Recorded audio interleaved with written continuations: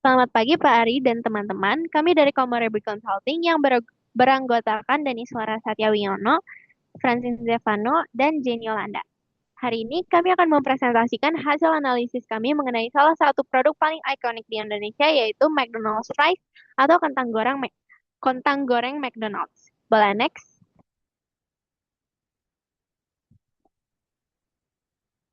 Mengapa kami memilih McDonald's? Dengan lebih dari 300 gerai di Indonesia dan melayani 10 juta pelanggan setiap bulannya, McDonald's adalah raksasa makanan cepat saji. Produk yang paling sering dibeli tentu saja adalah kentang gorengnya.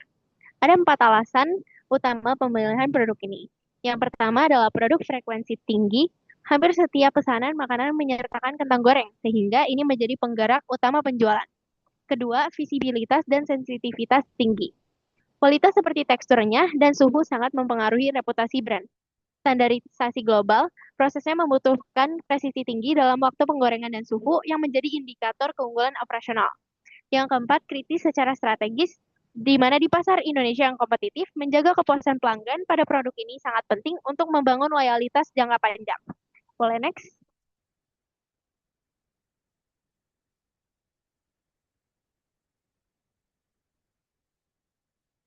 Kepuasan pelanggan terhadap kentang goreng adalah prioritas strategis kami, baik secara eksternal maupun internal.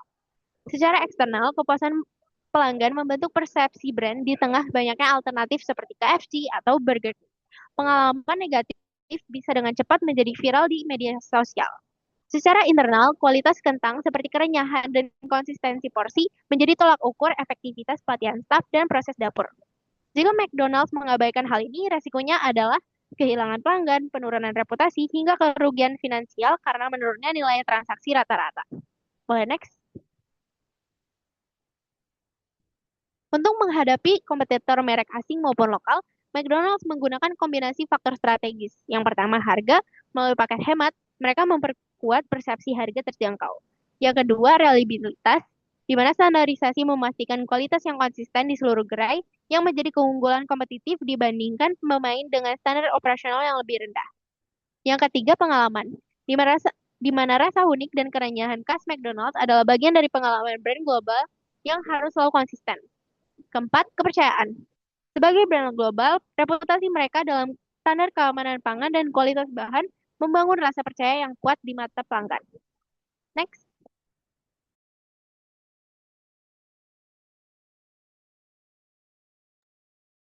Oke, selanjutnya itu masuk ke bagian customer satisfaction dan juga measurement design.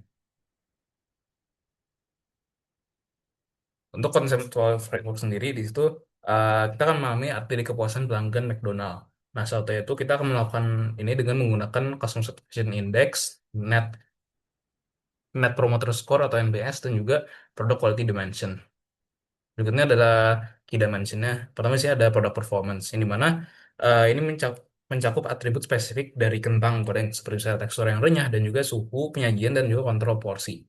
Terus ada reliability yang dimana eh, kemampuan McDonald untuk memastikan kualitas yang relatif konsisten di lebih dari 300 gerai yang ada di Indonesia. Lalu di sini ada ini experience dan juga flavor yang dimana rasa yang khas dan juga pengalaman merek global yang memenuhi ekspektasi pelanggan yang telah ditetapkan. Lalu ada percaya, ada trust, yang dimana ini para percayaan pelanggan terhadap standar keamanan pangan, kualitas bahan baku tinggi yang digunakan oleh merek global.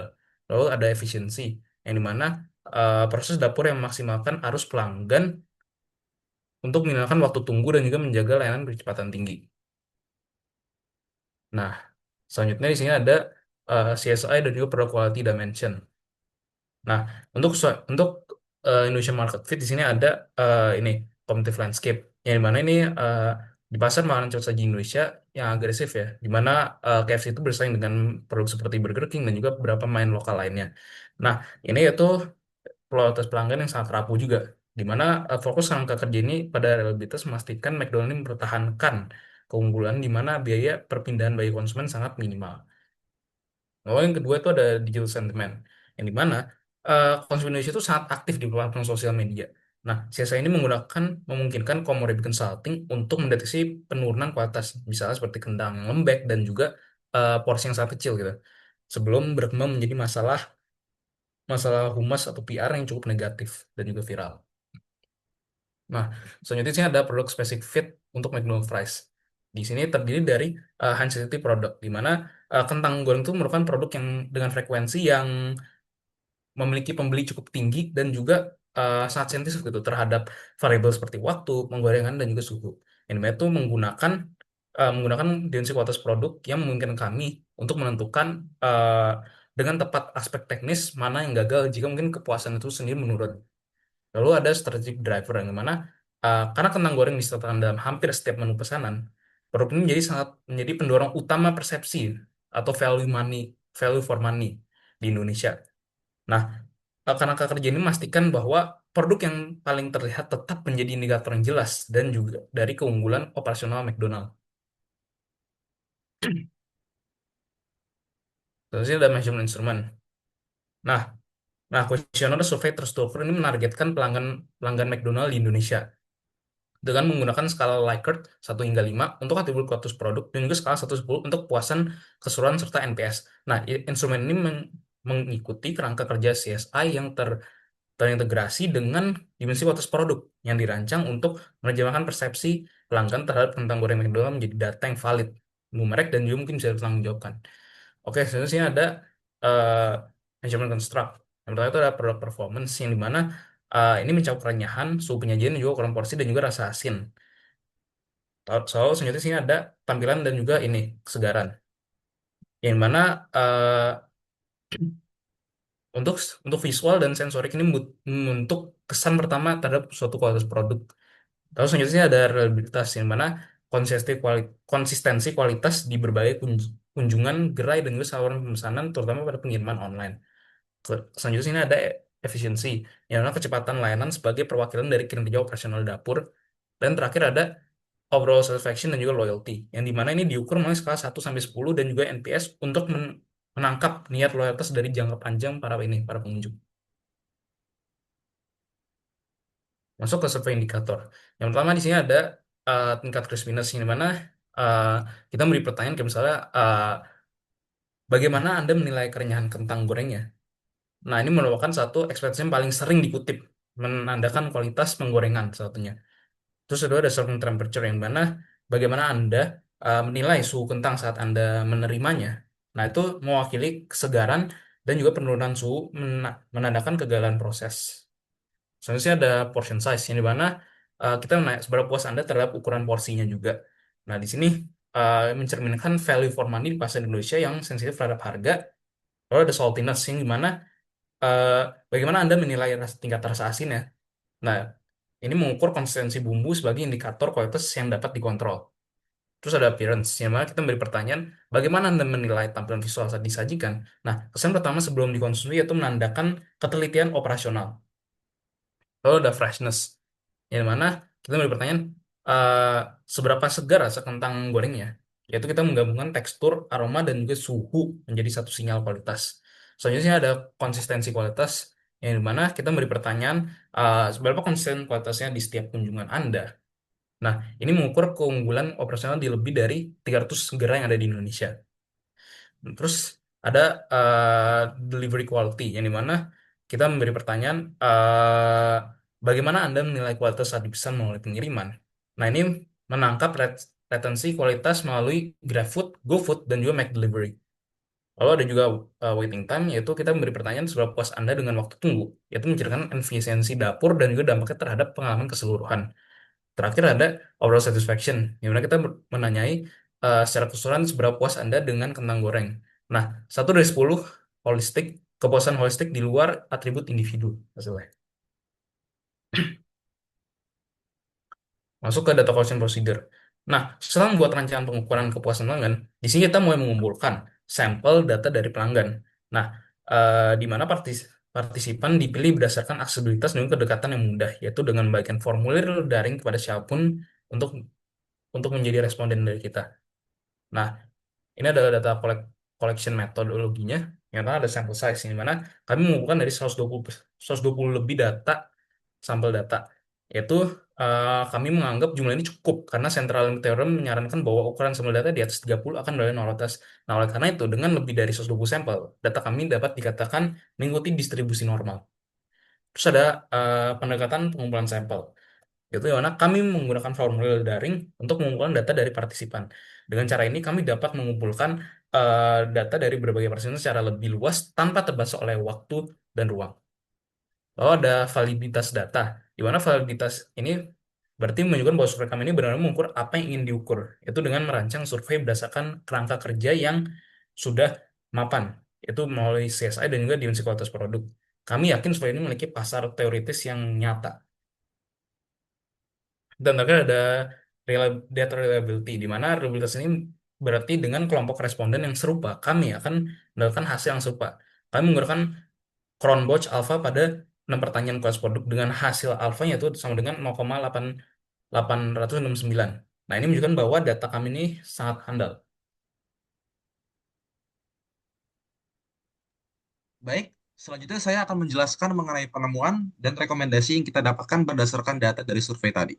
Next. Oke, yang pertama, key findings yang kita dapatkan itu bisa dilihat pertama dari bagaimana orang-orang menilai mengenai produk kentang goreng McDonald berdasarkan 6 dimensi yang kami berikan. Di sini kita bisa melihat 6 dimensinya dengan masing-masing memberikan angkanya berapa. Dari sini kita bisa melihat bahwa sebenarnya mayoritas orang itu memberikan product quality dimension itu sebanyak lebih dari 4. 4 atau 5 dari per 5 rating. Dengan rata-rata ada 3,81 hingga akhirnya 4,01 di freshness. Ini kemudian memberikan kami sebuah hasil CSI berupa 79,07%, yang dimana ini tidak buruk-buruk banget, tapi masih bisa diimprove. Kemudian kita juga melihat dari konsistensi. Bagaimana kentang goreng McDonald atau pelayanan McDonald lainnya itu konsisten dari order ke order maupun kalau misalkan kita melihat dia dari sisi delivery. Di sini kita bisa melihat bahwa 80% orang itu memberikan rating 4 ke atas untuk pelayanan secara konsisten. Kemudian untuk delivery, 73% memberikan rating 4 ke atas. Yang dimana di sini kita bisa melihat bahwa mayoritas customer itu sudah puas dengan konsistensinya, tapi poin yang relatif rendah ini masih bisa dikatakan belum ideal, sehingga masih bisa diperbaiki lebih lanjut. Next.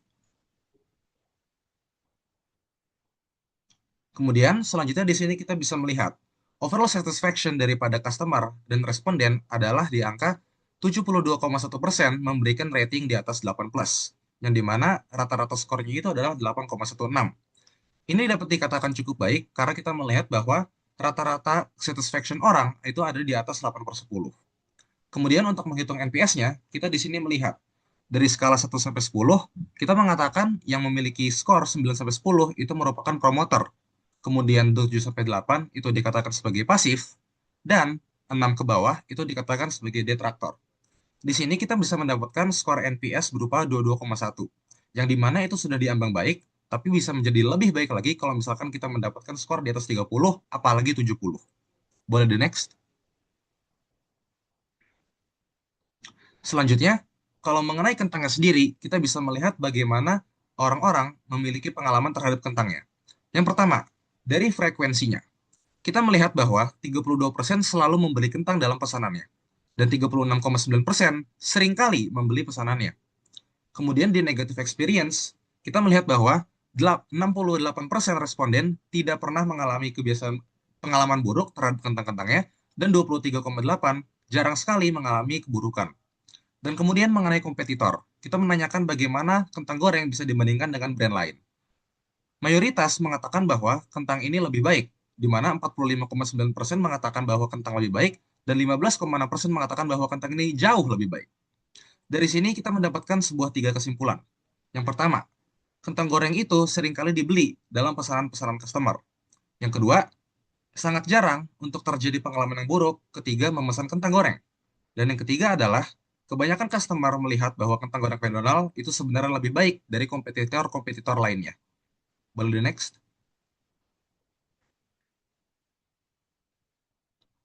Nah, dari situ kita bisa mendapatkan beberapa implikasi bisnis. Yang pertama, product dimension. Kita melihat bahwa sebenarnya rating untuk tiap-tiap dimensi produk itu masih di angka yang cukup rendah, yaitu 3,81 hingga 4,07. Yang dimana sebenarnya keadaannya masih belum ideal. Dan berdasarkan itu, kita juga bisa mengesandingkannya dengan open-ended question yang kami berikan. Di mana akhirnya kita mendapatkan sebuah kesimpulan bahwa crispiness itu merupakan prioritas yang cukup tinggi.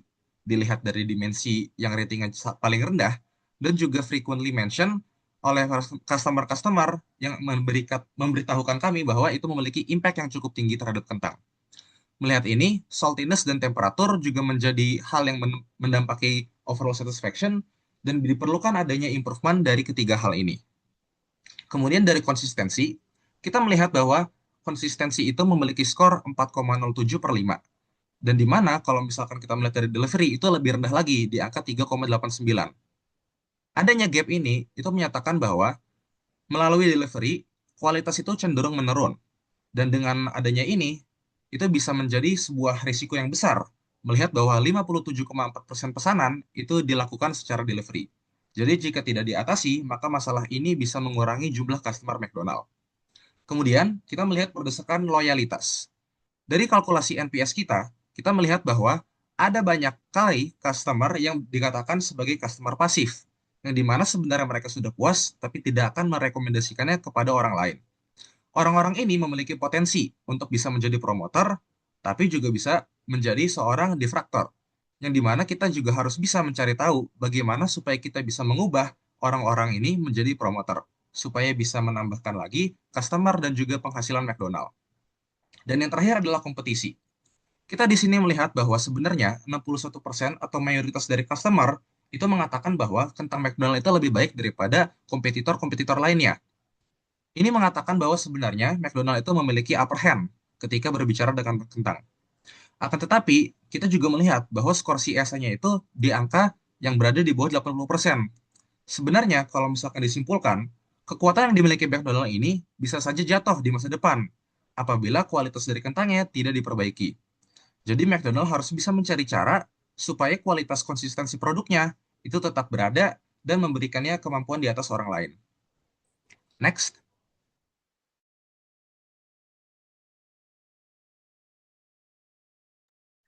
Kemudian, dari implikasi bisnis dan masalah yang kita lihat, kita bisa memiliki rekomendasi-rekomendasi strategis. Yang pertama, dari crispiness dan product quality improvement-nya. Secara short term, kita bisa membuat sebuah protokol atau sebuah standarisasi yang dimana standarisasi ini bisa membuat semua gerai McDonald yang ada di Indonesia memiliki standar yang sama, di mana mereka bisa memiliki crispiness yang sama, temperatur sama, dan juga rasa yang sama. Ini harus dilakukan karena kita melihat bahwa ketiga hal tadi merupakan suatu hal yang paling sering dikomplain dan juga paling sering dipuji pada dimensi dan juga open-ended question pada survei kami. Dengan mengimprove hal ini, kita bisa membuat McDonald menjadi lebih signifikan secara customer. Kedua, delivery quality dan juga packaging. Kita melihat bahwa ada permasalahan ketika delivery dilakukan, yang dimana konsistensi produknya menjadi lebih buruk. Untuk itu, kita memberikan solusi di mana, pertama, kita harus membuat packaging yang lebih baik, yang dimana kita bisa membuat kontainer dengan bahan yang lebih aman untuk menyerap kelembapan, dan juga memiliki ventilasi yang kuat. Dengan ini, kita bisa membuat packaging untuk delivery menjadi lebih baik.